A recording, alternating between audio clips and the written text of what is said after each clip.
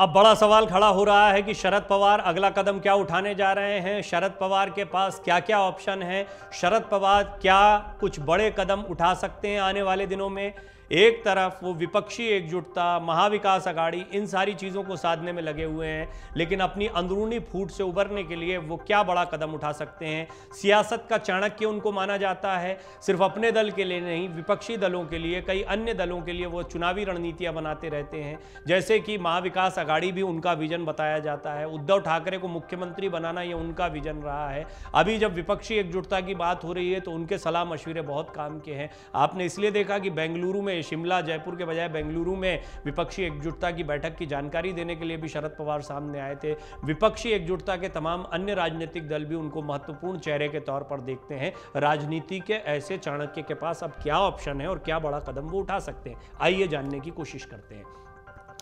शिवसेना के बाद ये एनसीपी में बड़ी फूट है। महाराष्ट्र की सियासत बिल्कुल अंदाज में देखने को मिल रही है। एनसीपी के नेता और पार्टी के अध्यक्ष शरद पवार के भतीजे अजीत पवार ने भाजपा की अगुवाई वाले गठबंधन यानी एनडीए का दामन थाम लिया। 8 विधायकों के साथ अजीत राजभवन पहुंचे, यहां उन्होंने उप मुख्यमंत्री पद की शपथ भी ग्रहण कर ली। अजीत का दावा है कि उनके साथ एनसीपी के 40 विधायकों का समर्थन है। अगर 40 विधायक हैं उनके साथ, मतलब कि एनसीपी का बड़ा धड़ा उनके साथ में आ गया है। एनसीपी में पड़ी फूट ने सूबे के सियासी हलकों में भूचाल ला दिया है। खासतौर पर एनसीपी के अंदर दूसरे गुट में जो है वो खलबली मची हुई है। दूसरा गुट है खुद पार्टी के मुखिया यानी शरद पवार का। क्या करें ये जो बाकी बचे रह गए हैं, जो बहुत ही ज़्यादा निष्ठावान है शरद पवार के लिए।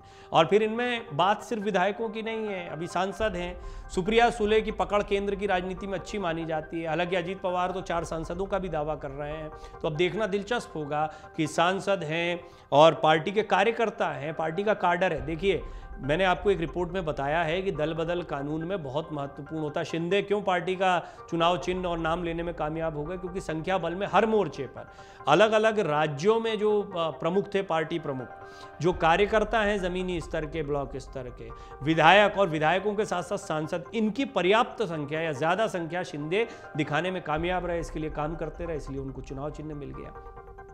जैसे ही चुनाव चिन्ह पर दावेदारी ठोक दी अजीत पवार, कहा मेरी है एनसीपी और हम लड़ेंगे एनसीपी के चुनाव चिन्ह पर चुनाव, इससे स्पष्ट हो गया कि वो भी इसी संख्या बल का खेल खेलेंगे। अब इस संख्या बल के खेल में शरद पवार कहाँ खड़े हैं, उनके पास क्या ऑप्शन है, वो थोड़ा समझने जैसी बात है। आपको बता दें कि महाराष्ट्र में आए सियासी भूचाल के बाद महाराष्ट्र के नए डिप्टी सीएम अजीत पवार ने कहा कि हमने एनसीपी पार्टी के साथ इस सरकार का समर्थन किया है, हम सभी चुनाव एनसीपी के नाम और चिन्ह पर ही लड़ेंगे। एनसीपी ने समर्थन किया है और एनसीपी के चिन्ह पर ही लड़ेंगे, इस पर गौर करिए। ये कोई बगावत नहीं है, वो तो वही कह रहे हैं जो शिंदे कह रहे थे कि हमने कोई बगावत नहीं की, हम पार्टी छोड़कर नहीं गए, पार्टी में परिवर्तन किया है। उन्होंने कहा कई लोग हमारी आलोचना करेंगे लेकिन महाराष्ट्र के विकास के लिए हम काम करते रहेंगे, इसलिए हमने ये फैसला लिया है। हमारे अधिकांश विधायक हमारे फैसले से संतुष्ट हैं। अजीत पवार ने साफ कहा कि पार्टी का सिंबल और नाम उनके पास रहेगा। बाकी विधायकों से भी मैंने संपर्क किया है जो शाम तक यहाँ पहुँच जाएंगे। पवार ने कहा कि आगे जो भी चुनाव होगा, चाहे वो जिला परिषद का हो या फिर पंचायत का, हम उसे एनसीपी के सिंबल पर ही लड़ेंगे। अजीत ने आगे कहा कि कुछ विधायकों से इस वक्त संपर्क नहीं हो पा रहा है क्योंकि वो देश से बाहर हैं, लेकिन मैंने उन सभी से बात की है और वो हमारे फैसले से सहमत हैं। हमने एनसीपी के लगभग सभी विधायकों के साथ शिंदे फडणवीस सरकार के साथ आने का फैसला लिया। हमने आज शपथ ली और अगले विस्तार में कुछ अन्य मंत्रियों को शामिल किया जाएगा। ये बातें अजीत पवार ने कही है। अजीत पवार की बगावत के बाद अब शरद पवार ने क्या कहा है, शरद पवार का स्टैंड क्या है, वो जानना जरूरी है। उनके पास ऑप्शन क्या है। शरद पवार ने मीडिया से बातचीत की। इस बातचीत में शरद पवार ने साफ किया कि सरकार में शामिल होने का फैसला अजीत पवार का है और किसी ने भी उनसे इस बारे में बात नहीं की, यानी शरद पवार से कोई बात किसी ने नहीं की है।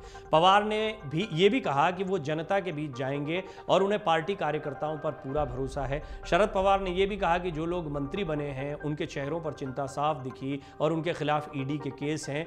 वहीं शरद पवार ने आगे कहा कि अजीत पवार ने पार्टी की भूमिका से अलग स्टैंड लिया है। कल उन्होंने पार्टी के प्रमुख नेताओं की बैठक बुलाई है। कुछ लोगों ने पार्टी पर दावा किया है, कुछ ही दिन में सच्चाई सामने आ जाएगी।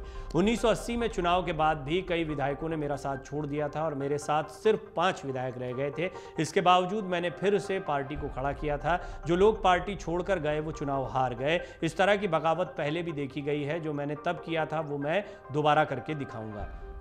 इस बात से इनकार नहीं किया जा सकता है कि अभी जब शरद पवार ने इस्तीफा दिया था तो कई नेता कह रहे थे कि हम चुनाव चिन्ह पर वोट नहीं मांगते, हम शरद पवार के नाम पर वोट मांगते हैं, शरद पवार की पार्टी कहकर जनता के बीच में जाते हैं। तो शरद पवार के तो खिलाफ हो गए ये सब। अब जो हो गए हैं वो नाम और चुनाव चिन्ह ले भी जाएंगे तो क्या शरद पवार के मुकाबिल उनको वोट मिल पाएंगे? कहानी यही आप देखिए उद्धव ठाकरे गुट और शिंदे के बीच की भी है। वहाँ भी शिवसेना का नाम तो एकनाथ शिंदे के पास है, लेकिन एकनाथ शिंदे की है क्या शिवसेना जमीन पर या जनता के बीच में? ये बड़ा सवाल है।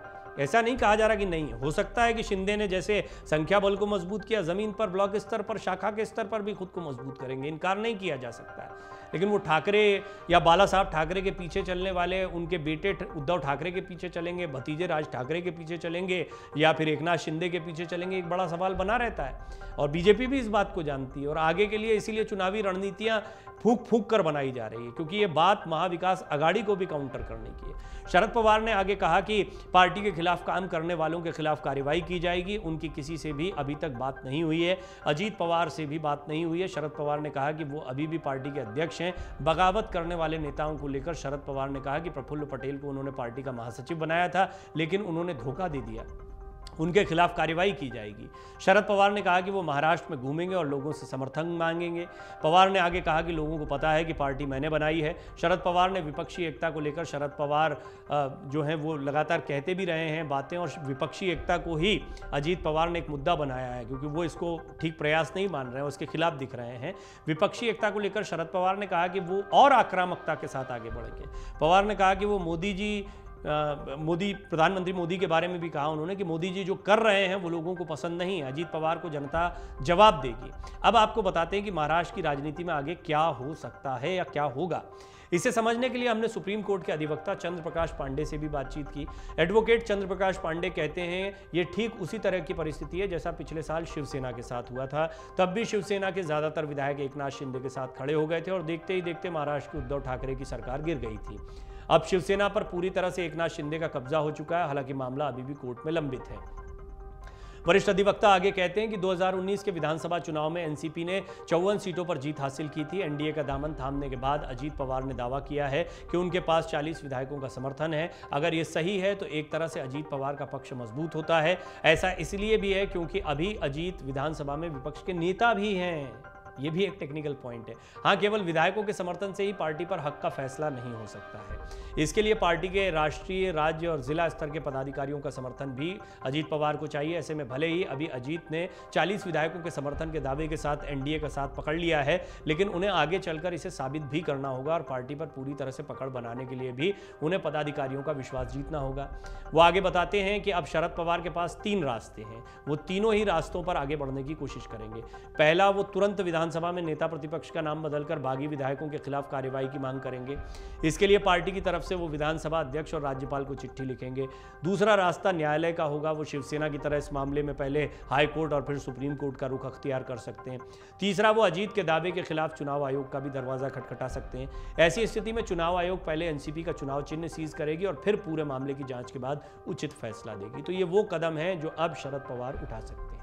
अमर उजाला अब आपके टीवी पर भी। अपने स्मार्ट टीवी पर YouTube पर सर्च करें अमर उजाला, चैनल सब्सक्राइब करें और देखें ताजा खबरें, वो भी HD क्वालिटी में। और हाँ, बेल आइकन दबाना ना भूलें ताकि हर खबर हो आपके घर। अमर उजाला, निष्पक्ष, निर्भीक, निरंतर।